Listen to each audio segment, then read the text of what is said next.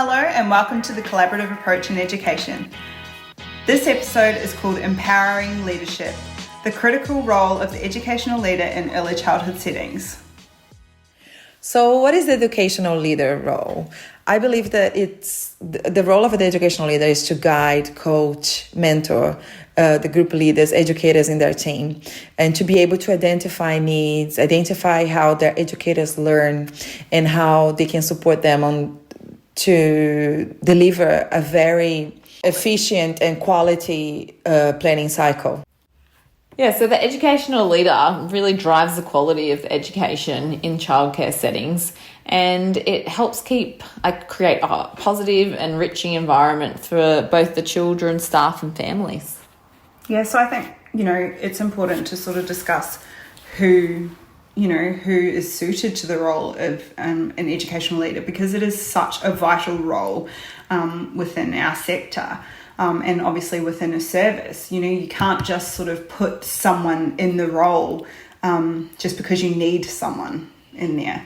It needs to be someone with knowledge and experience, someone who is personable and compassionate and,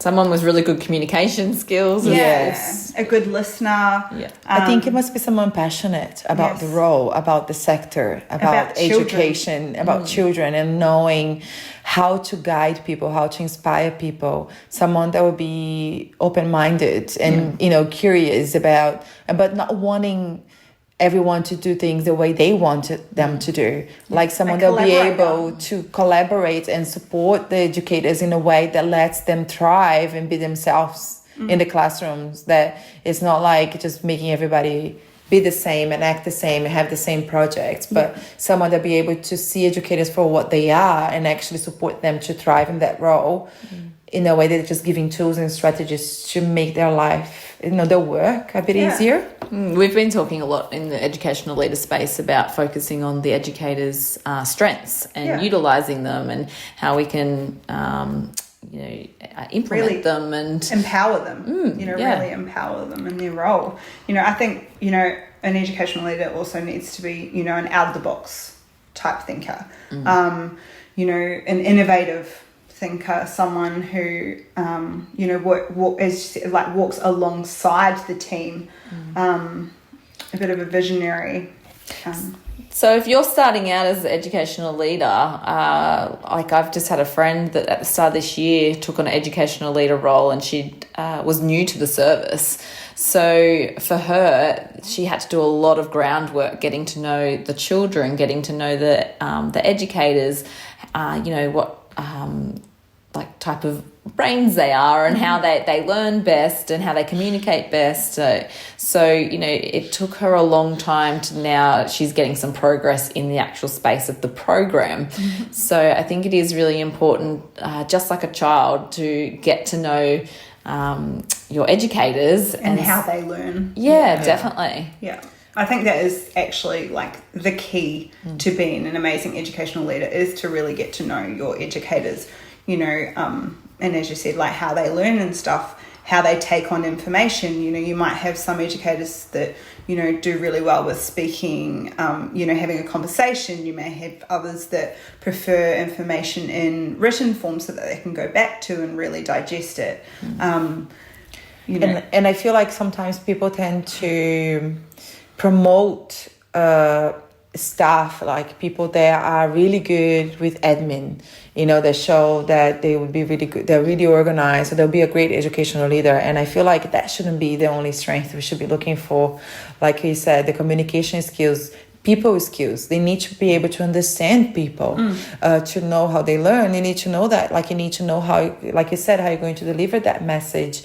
Because being good in admin or being aware of the legislation, it's actually quite irrelevant to the. These are skills they can develop later, but to be able to connect with people and know where they are at, and know and it has to be someone that has been in the industry for a while, not someone that just graduated because they just graduated from uni, then they are perfect for ed leader. No, you need someone with experience that knows, have done that doesn't know how just to do the talk. They know how to walk the walk. You know, they actually have been there. They have struggled. They can do the role modeling and things like that. Yeah, they have those skills. They're learning dispositions. They have the skills to go and solve a problem and give tools to each other. And but you can also be like extremely experienced, extremely knowledgeable, but not be a leader as well. Yes. You know, like I think that is one of the key things as well, is, as I mentioned earlier, you do need to have like skills in communication and being compassionate and, you know, really, you know, someone who can actually talk to educators in a really respectful and, you know, like you were saying before, Danny, about, you know, sort of being collaborative, you know, having that kind of collaborative view rather than this is how we're going to do it. Yes. You know, like... I think it's really important too, though, for them to notice when an educator is sitting uncomfortable and when they need to be challenged and when they need to be pushed. Yes. So, you know, we've noticed that within our team, and it's like I say to them all the time, when you're not challenged, there's no growth. So it's really important to challenge each other, to have those really hard, robust conversations with one another, because although it feels uncomfortable at the time, there's no growth if you don't do that. And that's like one of the important roles for an educational leader, is to notice when someone is feeling overwhelmed, whether they need to have a bit of a step back, or whether they need to, you know, keep challenging and pushing, or, you know, letting them sort of feel out whatever they've just learnt and process it. Like it's very much a relation role. Yeah, and I think, like, you know, one of the roles is to support educators in that, you know, professional development and things like that, creating goals, working with them to, you know, achieve those goals and things like that. I always created, you know, staff development plans in collaboration with the director, and like with appraisals and things. I'd take some of the information from surveys that I'd put out, because again, some weren't necessarily comfortable having a discussion, but they were happy to write it down. And you know, I would always ask every year what professional development they would like to see, and you know, that my role was to then source, you know, resources, professional development, that sort of thing. And quality professional development. It's really hard to find. Yeah, and I think, you know, I think one of the biggest things is that the educational leader role can be looked at very much in quality area 1, which it is. However, some look at it very much as like a program checker. You know, and they're sitting there with their checklist going, you know, you've not done this amount of observations, you've not done this, you've not done that. And, you know, personally, I don't see the role as being a checker of I think that when the educational leader role very first came out, I think that's where that's what it was. We had like an hour or two off the floor. It was very, there was nothing though. It literally basic. just said guides, program and practice. But I think, you know, when you really delve into that, you know, we're talking about practice as well. That can intertwine into, you know, your quality area 2 and 3 and, you know, your 5 and, you know, 6. It can go really over everything. Over everything. Yeah. And yeah, I think, you know, there's still a little bit of stunting really in that, you know, I still get educational leaders who sort of say, oh, like, have you got a checklist and things like that? And I'm very much like, no, I don't. I've never had a checklist. Like, you know, it's about recording, you know, from a, I guess, a compliance side of things.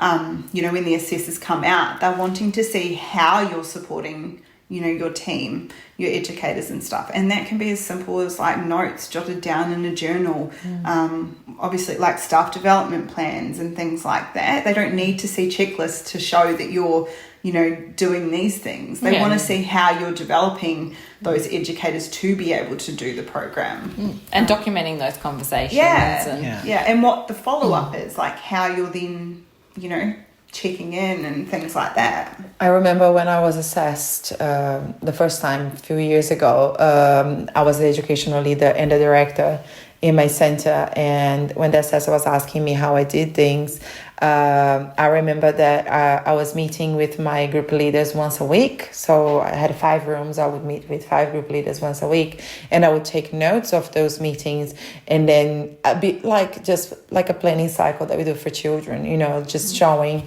how I met with them and the goals from that meeting, what it was, what the expectations were from the educator, what they had to do, how I was guiding them, because usually it would be, support in the project they were having in the classroom, and, a guide, a support and mentoring on completing a risk assessment and things, and then I would have the evidence of the risk assessment done after that. So that was my journal, like you said, of all the meetings that I had with each classroom, with each group leader. And I remember he was really impressed, because that's all he needed. He was not asking me, so how many OBS you do a month, or, he just wanted to see the planning cycle evident, and how the teachers, the group leaders were getting the support they needed for it. Yeah. And it's, maybe that was done years ago, maybe things could have changed now. I haven't been assessed for a while, but I feel like that's what it is in all basics. That's what we need to be doing. It is. I do think some make it more complex than it needs to be. It really does need to be simple. It's just showing that you are, providing them with that support. And I understand that it's only been recently that they've put out the the educational leader toolkit. Through a sequa, which is a fantastic resource. I do still see those educators coming in, though, that have taken over the role of educational leader, and they're still very much, I'm a program checker, I need to do this, and not even documenting, any of these things. So when they do go through rating and assessment, they're literally just able to show their program check, and there's nothing to show how they're then. I think though, if they're a program checker, that would also reflect in how they do their planning cycle with their observations, learning stories. You'd probably find that it's all tick and flick, and we've done it. And so like their foundation, it really has to go right back to basics, and relearning. Yeah. Like not just the educational leader. Yeah. And that's kind of the scary part that we're facing with not people being uneducated about the role. I do believe that it's a lack of knowledge really out there. There's too much confusion because the guide is there, but there's a lot of information, so people can feel overwhelmed. And in a way, it's just, I feel like the intent of this podcast is just to actually let people know that all we need to do is summarize. Like in summary, is the role of the educational leader is to be a coach, to be a guide, like to be a mentor for educators. It doesn't matter, if you're doing 100 stories a month, if they're not good quality, it's not really worth it. So it's knowing how to support educators to identify what the children's interests are and how to extend on it. And you're holding their hand and saying like, this is where you should be going. I can help you. How can I help you to get there? And ask them for the support. And I feel like if you simplify in that way, then you can achieve bigger things in your center. Yeah, we're like a really good example for us, like last year, is our main the main thing that our educational leader did was all on communication and mental health. So we spent a lot of time on communication with each other, and we did professional development in it as a team. We had a lot of just little issues that were coming to surface, and then even things like having dinners together and all those little things that created a stronger bond between the team. So sometimes I think when people think about the educational leader role, like you said, they just look at that quality area 1, but there's so much on quality area 4 that just it's so crucial to the role. But it is kind of that person who sort of gels the team together. Often the centre director is the one who's sort of, steers the ship. And they're doing, they're doing all the compliance stuff and the,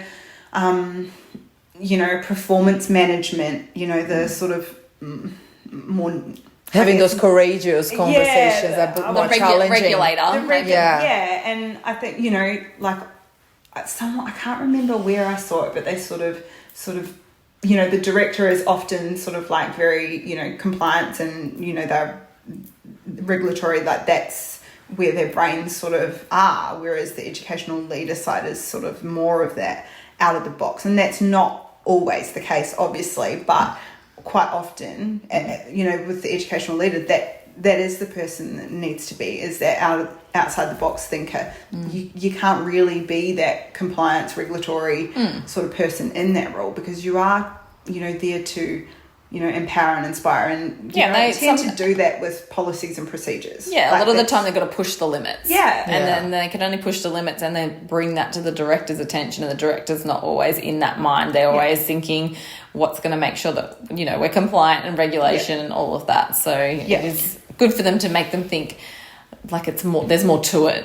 Obviously you need to stay within the guidelines, but at the same time you can do that in a safe way if we just come at it from another angle. And I feel like the staff relationship, you know, that the educational leader is building, like the relationship with them, it goes, I always say that, like, if I see children as competent and capable, I should see my team the same way. And I feel like most of the strategies I teach the girls to use in the classroom, I'll be using with them as well. So, for example, like I always say, look for positive behavior and praise that all the time, because then they feel valued. So instead of walking around like doing the checklist of how many hours they're missing that month, go and look and observe the educator's interactions on the floor and praise that. Like, I love the way you spoke to that child before. I love that activity you just set up.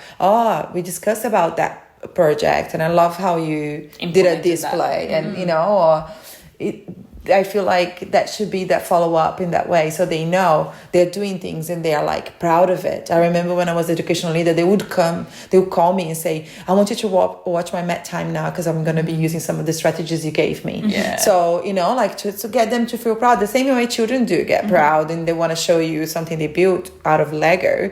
It's the same, that's what they want to. But if they're not being seen, they just get scared of you, like when you said they're just working around the checklist. But if you're connecting with them, they're also more likely to be learning from you and to be taking your advice, because they know that you also see the good things they do. So when you're giving like a constructive feedback, they're going to take in because they know that you're doing it for the best. One of the first things that I did was, and it sounds a bit woo-woo, but the love languages, you know, finding out, because some educators are really into like the words of affirmation, whereas others are sort of, you know, more into that quality time, this sitting down, spending time with you, kind of going through things. And like, it was really interesting, you know, just incorporating those love languages into, you know, the role. And also the 16 personality types, the Myers-Briggs ones, that was a real eye-opener.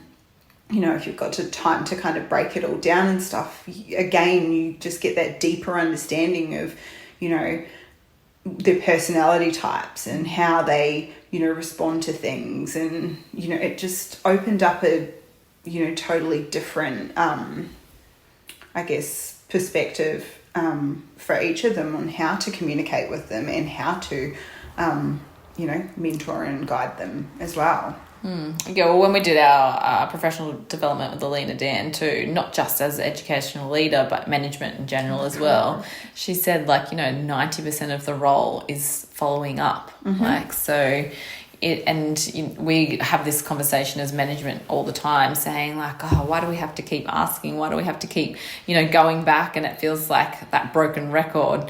But like when Alina Dan put it like so blatantly, she's like, well, 90% of your role is to follow up and make sure that, you know, you're still motivating them and, you know, providing that support. Yeah, consistent support. Because how do you build those relationships if it's like a one-hit wonder and you just give that's that kind of, you know, I'm giving you a directive and then I just expect you to do it. Like... You know, not everybody's going to understand that either. You know, everyone's got differing levels of knowledge and experience. So what you say to a group of educators, the ECT might take one thing out of it, a Cert 3 will take another, and a diploma will take something completely different. So it is really important that you constantly, chasing up and having those conversations to make sure that they fully understood and, that they are comfortable and confident in applying whatever it is you're, going through. And I think that's why it's so important for services to understand the importance of it, to give release time for them to be able to have those conversations, to allow time for them to be off the floor, to take notes, and build the relationships and take notes and follow up and know where to go.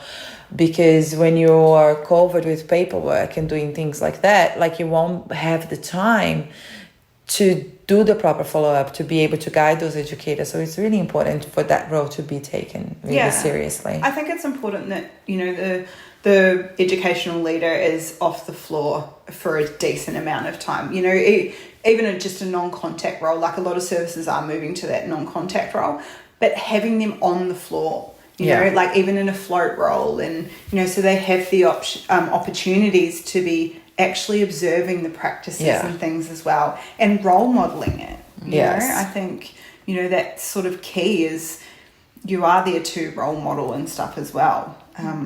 Like, it's an extremely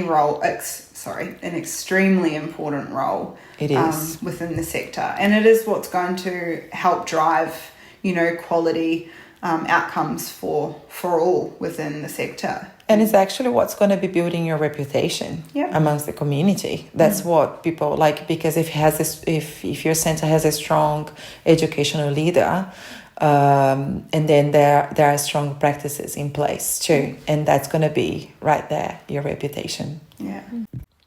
So in conclusion, the educational leader role is one of the main important roles in your center. It is a role for inspiration, to develop passion for learning amongst your educators in your center. And it is really important to identify the people that have strong people skills, that are willing to learn, that are willing to research, to support others.